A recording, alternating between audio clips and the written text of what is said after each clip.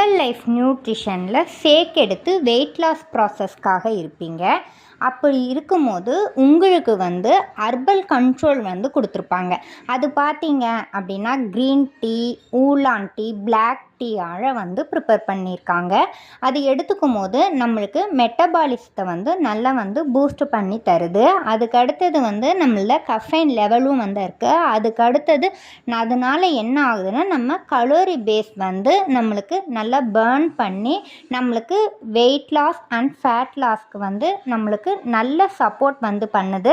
இதை ஒரு நாளைக்கு எத்தனை டைம்ஸ் எடுத்துக்கலாம் அப்படிங்கிறதுக்கும் இதனால் இன்னும் என்ன இன்ஃபர்மேஷன் அப்படின்னு நீங்கள் தெரிஞ்சுக்கணுன்னு ஆர்வமாக இருந்தீங்க அப்படின்னா டிஸ்பிளேயில் எங்கள் நம்பர் கொடுத்துருப்பாங்க.